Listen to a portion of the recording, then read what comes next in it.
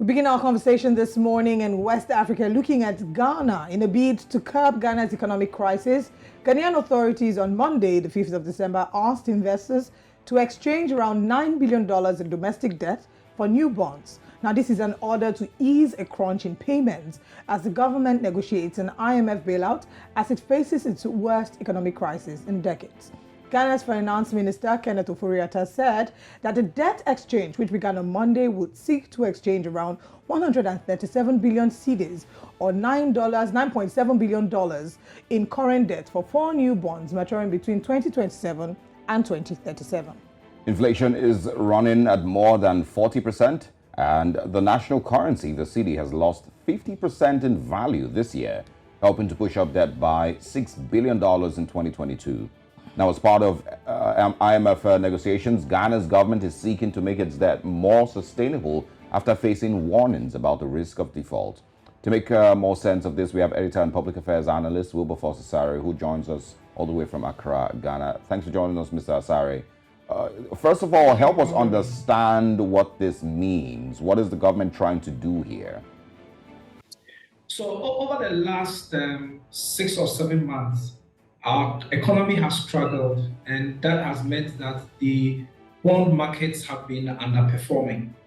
And so obviously, when the markets are underperforming, people are likely to lose their investments. And so what it is that if somebody, say, invested 1,000 United States dollars into a bond because of the underperformance, if the person wanted his or her principal today, the person is likely to get about half of the principal that he invested.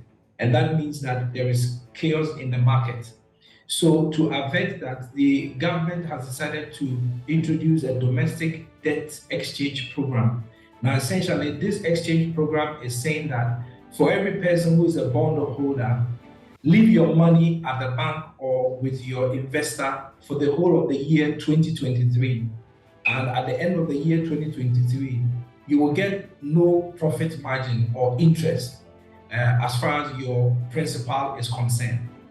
However, in the year 2024, you will get a 5% interest. And in the year 2025, you will revert back to your 10% interest, and the remaining years going, you will still enjoy your profit. What it is, the issue now is whether people are willing to leave their principals at the bank. And the announcement of the debt exchange program was to avert mad rush in the banks, people seeking to withdraw their principals, which you will not get a full refund anyway if you do that today because of the underperformance of the market. So essentially, what the government and the Ministry of Finance has decided to do is to rescue people's principals and people's investments. It has decided that bear with the government, leave your money with the investment portfolios the whole of the year 2023 and get no interest, but be secured that you will get your principal at the end of 2023. And then subsequently in 2024, you are sure to get a 5% increase. And in 2025 going, you are sure to get your 10% interest on your investment. So essentially, that's what the government is asking the people of Ghana to do for it. And that's what the government is also doing for the people of Ghana. Wow, that must be a tough call to make there, asking the local bondholders to forfeit interest because there's a debt restructuring going on. The question is, how are the people reacting to this? What is the response so far? So it has been mixed reactions to this development.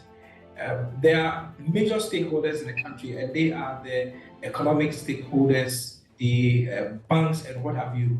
They seem to have accepted the arrangements that the government has put in place because essentially they are saying there is no alternative because the alternative is worse. If you decide to go for your money today, you are not getting the full value of what you invested. If you decide to keep it there for 1 year, you are guaranteed that you will get your full principal. And the subsequent years, you will make some profit.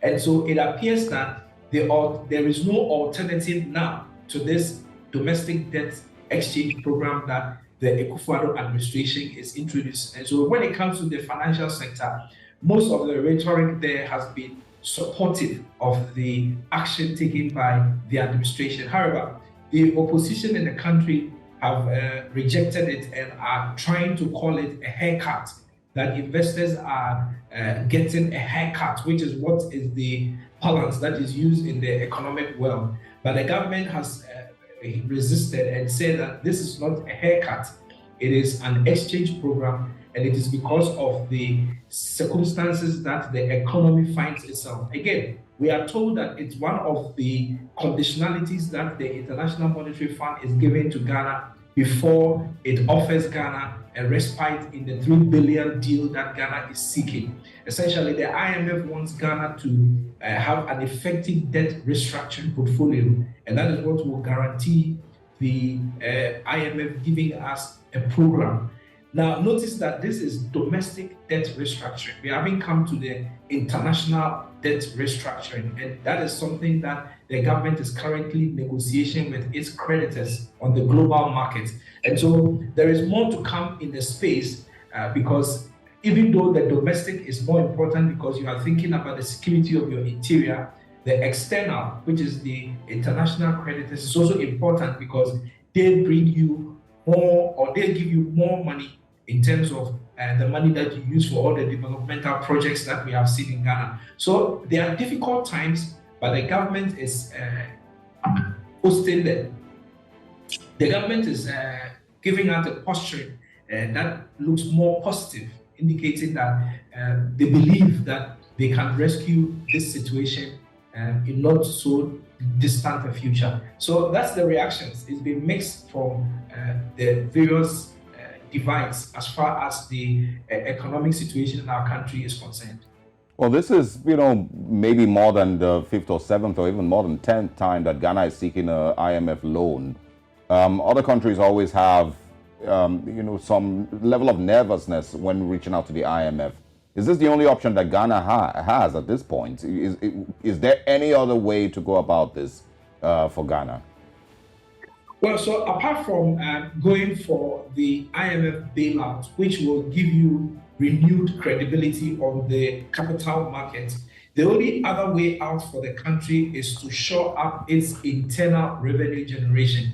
As it stands now in Ghana, the tax to GDP ratio in Ghana is just about 12%. What that means is that in the whole of the country, for all those who are engaged in economic activity and making money, only 12% are contributing to the tax net, which is woefully inadequate, in fact, completely inadequate. Because elsewhere around us, even in your country, Nigeria, and in Ivory Coast, the standard is 18% or 20%. So in Ivory Coast, it's about 20%. In Nigeria, I believe it's about 18 or so percent. And in other places, in Ghana, it is 12%. What it means is that the government is going to have to develop new strategies to shore up our tax to GDP ratio. If we are able to shore it up from 12% to even 20% now, what it means is that it will go a very long way to help us out of the economic challenges that we find ourselves. There is no any other way out, because if you are not raising revenues internally, you must be looking elsewhere to borrow. And when you borrow, it adds to your domestic debt and it adds to the challenges that you find yourself. And that is essentially why we are where we are, because over the last 4 or 5 years, the country has done a lot of borrowing on the international market in order to be able to put soul and money together in the country, execute projects, build roads, build schools, build hospitals. And that is why now we are doing a debt restructuring. And so it's essential that the populace get to understand that when it comes to raising of revenue, our revenue to GDP ratio now, which is 12%, is totally unacceptable. And everybody must come into the net to make sure that we can shore up our tax to GDP ratio from its current 12% to at least 20%, which is the recommended standard in West Africa. I mean, there's several angles to explore this conversation from Wilberforce, looking at when are we going to finally hear back from the IMF, what this means for Ghana on the larger scale and even on the smaller scale to individuals who maybe don't have bonds but are wondering how this affects them. There's so many layers we would like to unpack, and we certainly look forward to having you again. Thank you for your time with us this morning, Wilberforce Asare. Thank you very much indeed.